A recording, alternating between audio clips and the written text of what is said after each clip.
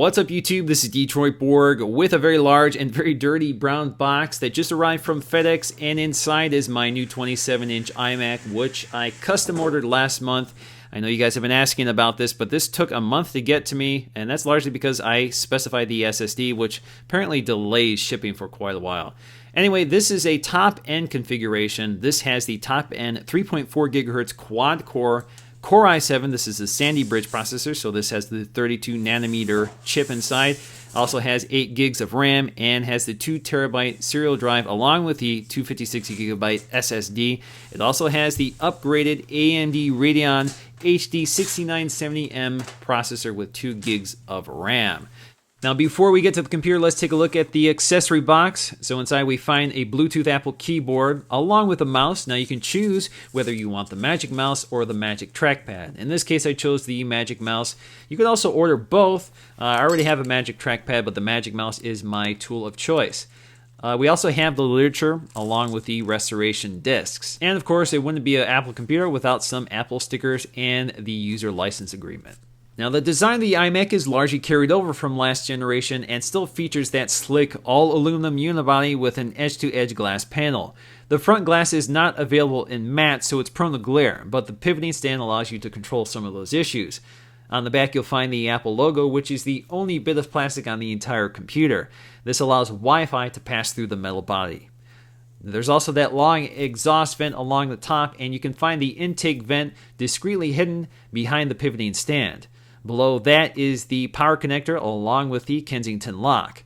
On the left you'll find the power button, and on the right you'll find your connectors. So we have the audio in and out, which are both optical, 4 USB ports, FireWire 800, 2 Thunderbolt ports, and Ethernet.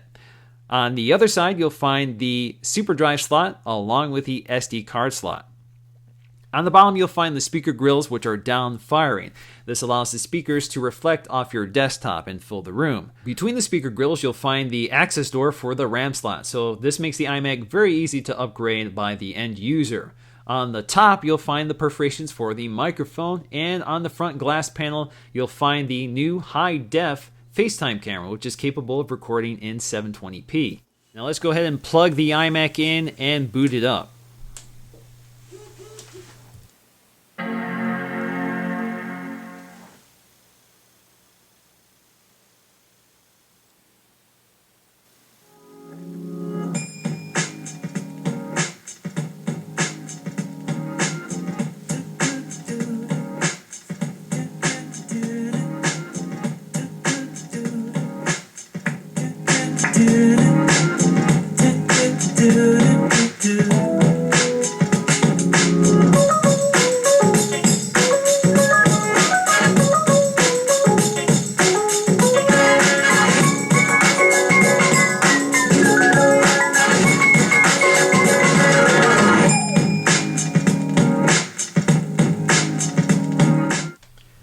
Now let's do a boot test. Let's see how quickly it boots from its standard configuration.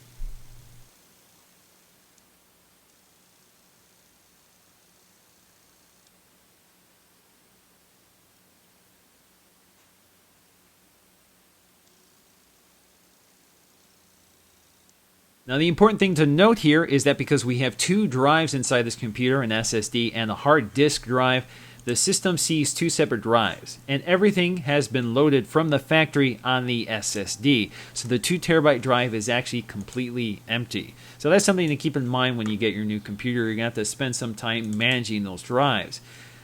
Now if we look at the new and old iMac side by side, you can see there is really no difference here. The only difference here is in the ports. So if we look at the old iMac, you can see that we have 1 display port, but on the new Mac, there are now Thunderbolt ports, and there are 2 of them.